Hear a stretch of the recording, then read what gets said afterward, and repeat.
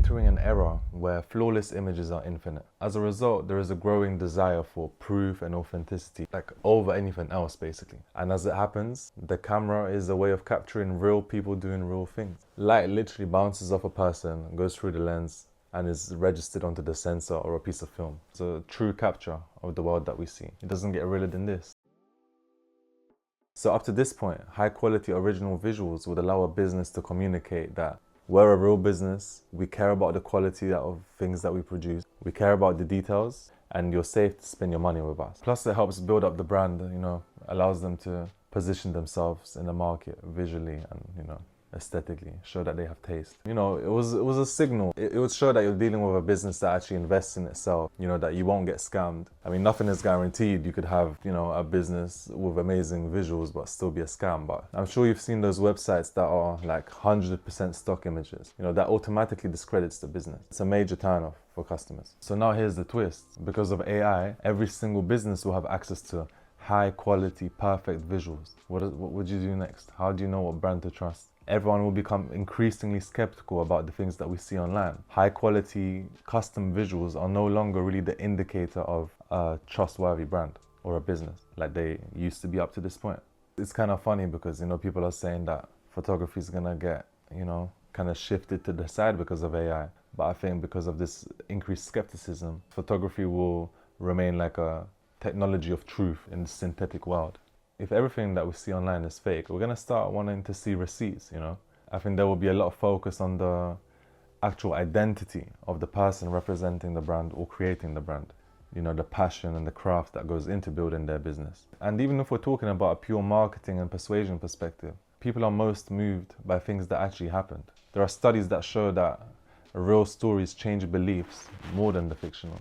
A made-up story might inspire us, but knowing that a real person did it makes it attainable to us, makes us more likely to take action, especially if it's someone with a similar background or upbringing to us. So I'd say if you're building something, do interesting things for real, work with cool people that inspire you, show your passion, craft, dedication, and and share it with the world. I must say though that a powerful narrative will still move and inspire us even if it's fiction. So AI can be a powerful business tool for grabbing attention and getting some sort of message across maybe and showcasing products. But when it comes to making a purchase, I think people are going to be very skeptical and they're going to want some sort of reassurance that there's a real person behind it and that the product works for real people, for real. Even if you go all into AI prompting, photography and its terminology doesn't quite leave the equation. And this is because photography makes up a lot of the foundational language of modern visual thinking. Fields such as 3D design, AI prompting are built on principles that originate from photography and cinema. These disciplines rely on common concepts like focal length, depth of field, perspective, light direction, quality of light. Because of this, even a basic understanding of photography gives you an edge across a ton of visual fields, including fully computer-generated ones. What makes photography a great learning tool is its tactile nature. Interacting physically results in multi-sensory learning, and this encourages a different level of cognitive processing than just clicking on a computer or typing things out. When you're actually out here, physically moving things around, touching things, observing things, the experience is embedded deeper into your brain, basically. You don't just know perspective, you actually feel it. I feel like my skills in photography helped me learn, drawing in perspective a lot quicker than it would have otherwise. Studying photography opened up my eyes to new ways of seeing. I see the details and beauty in things that I probably would have otherwise missed. The things that I see now probably wouldn't even register before. And I feel like this way of seeing naturally feeds into all your creative projects and everything that you work on. Develop artistic sensitivity and grow as a more thoughtful artist. Part of being a great artist is being able to observe and see things from different perspectives and connect things that, only you would connect because of your own experiences. Imagine you're 80 years old, chilling with some young bucks, and they ask you, what was life like back in your days? Let's see some throwbacks from back in your day. And, so you open up your device, whatever phone, whatever device you have in the future, you go scrolling through the gallery, and you notice all the pictures of you from like 4 years ago.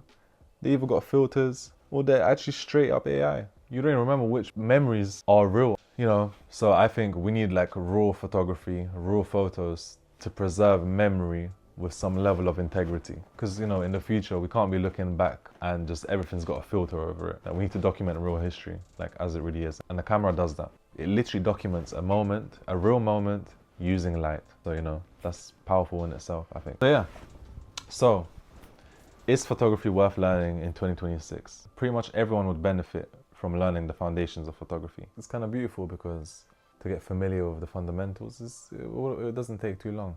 And, you know, the payoff is quite big, especially in today's society where, you know, a lot of people are building their own thing and being able to document their story and, you know, create some visual assets and, I guess, make a splash online. It's very beneficial, I think.